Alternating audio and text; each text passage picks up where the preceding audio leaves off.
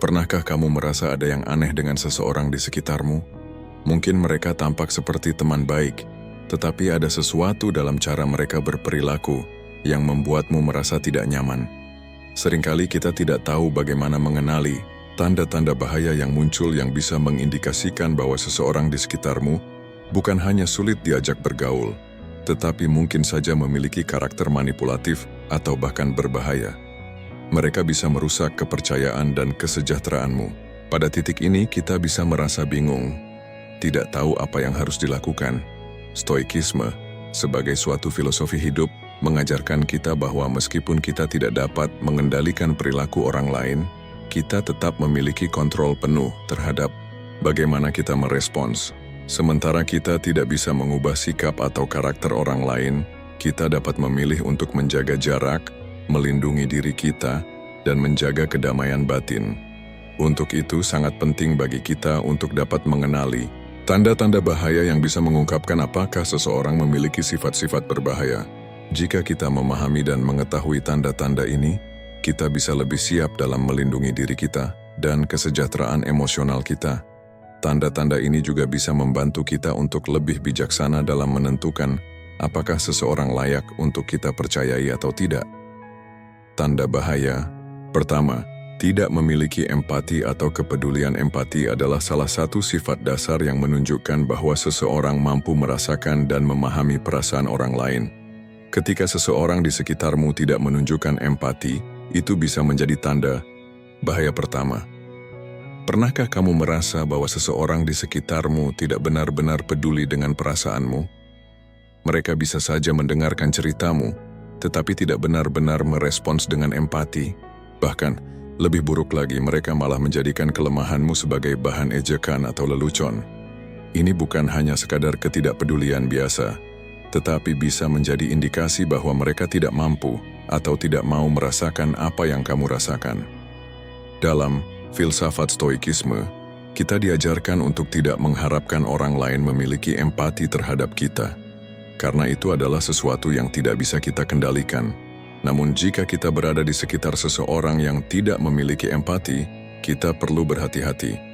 Penelitian ilmiah menunjukkan bahwa empati dipengaruhi oleh berbagai faktor, baik dari segi biologis maupun lingkungan. Misalnya, ada bagian otak yang terlibat dalam pemrosesan empati, seperti insula anterior dan korteks singulat anterior. Ketika bagian-bagian otak ini tidak berfungsi dengan baik, seseorang mungkin akan kesulitan untuk merasakan penderitaan orang lain. Tentu saja, ini bukan berarti bahwa semua orang yang kurang empati adalah psikopat. Beberapa orang mungkin tumbuh dalam lingkungan yang tidak mendukung perkembangan empati, seperti dalam keluarga yang penuh kekerasan atau pengabaian. Namun, jika seseorang secara konsisten menunjukkan kurangnya empati dan lebih cenderung menggunakan kelemahan orang lain untuk keuntungan pribadi, itu adalah tanda bahaya yang harus kita waspadai. Orang yang tidak memiliki empati atau kepedulian seringkali menjadi manipulatif, memanfaatkan kelemahan orang lain tanpa rasa bersalah.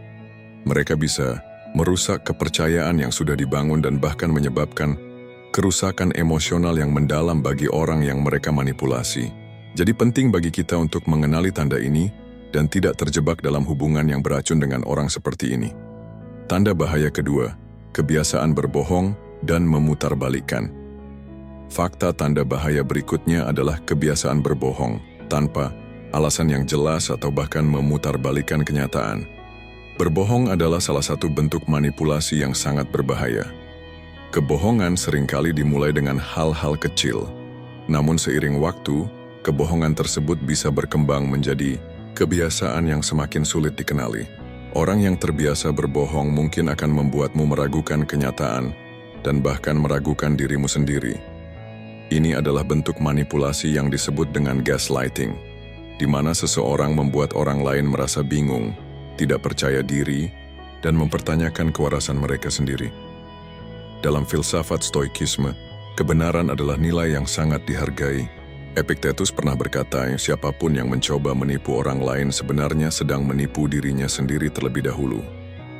Artinya seseorang yang berbohong atau memanipulasi orang lain sebenarnya sedang hidup dalam kebohongan yang mereka ciptakan sendiri. Kebohongan ini bisa menjadi jebakan yang sangat berbahaya, karena orang yang terus-menerus berbohong akan semakin terjebak dalam dunia yang mereka ciptakan, sementara orang yang menjadi korban kebohongan tersebut akan kehilangan rasa percaya dirinya. Penelitian neuroscience juga menunjukkan bahwa kebiasaan berbohong dapat menyebabkan perubahan dalam otak. Studi tentang otak manusia mengungkapkan bahwa ketika seseorang berbohong, bagian otak yang berhubungan dengan pengambilan keputusan dan kesadaran moral akan terpengaruh. Jika seseorang sering berbohong, mereka akan semakin terpisah dari kenyataan dan cenderung melakukan manipulasi untuk mempertahankan kebohongan mereka. Bagi mereka yang berada di sekitar orang tersebut, kebohongan ini bisa menjadi jebakan yang merusak hubungan dan kepercayaan.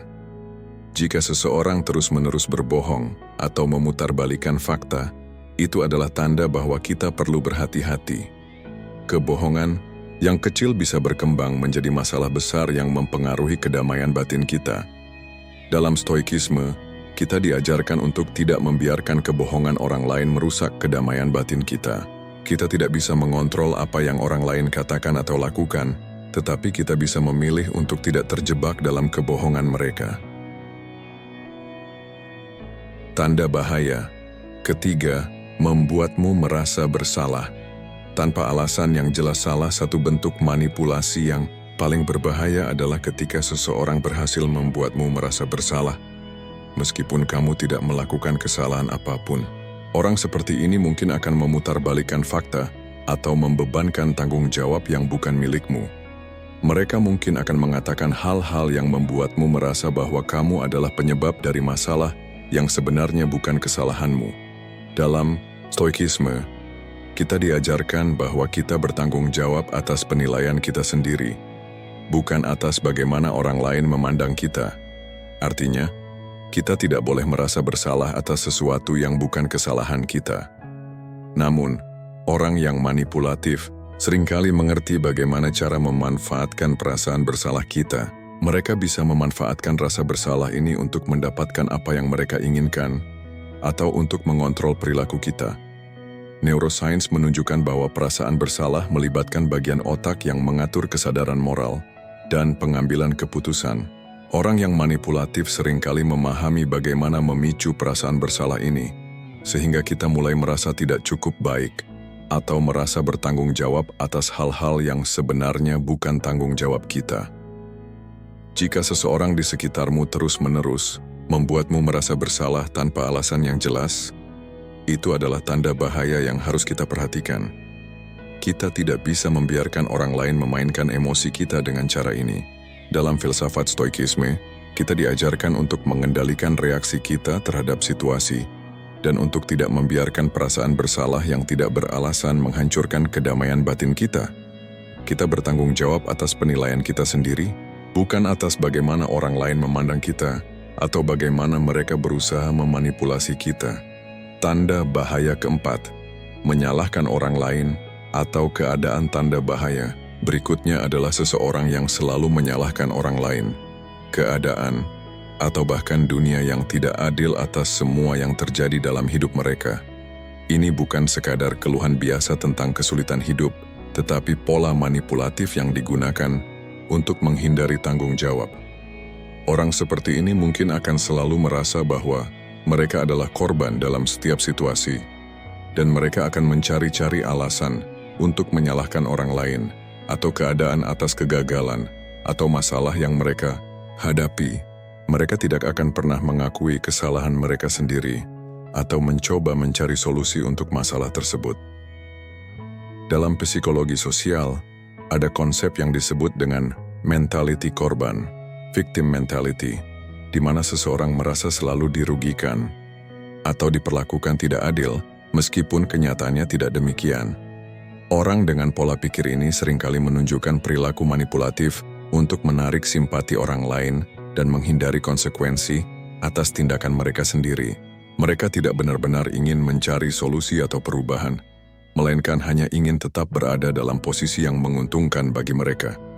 Jika seseorang di sekitarmu terus-menerus menyalahkan orang lain atau keadaan untuk masalah yang mereka hadapi, itu bisa menjadi tanda bahwa mereka sedang mencoba menghindari tanggung jawab Orang yang memiliki pola pikir korban seringkali menggunakan rasa kasihan untuk mendapatkan perhatian atau keuntungan dari orang lain. Kita harus berhati-hati terhadap orang seperti ini, karena mereka mungkin mencoba untuk memanipulasi kita agar merasa bertanggung jawab atas sesuatu yang bukan tanggung jawab kita. Tanda bahaya kelima, mengkritik tanpa memberikan pujian. Salah satu tanda bahaya yang sering tidak disadari adalah ketika seseorang terus-menerus mengkritik kita tanpa pernah memberikan pujian atau pengakuan atas usaha yang telah kita lakukan. Orang seperti ini mungkin tampak seperti seseorang yang ingin membantu kita berkembang, namun kenyataannya mereka hanya ingin merendahkan kita.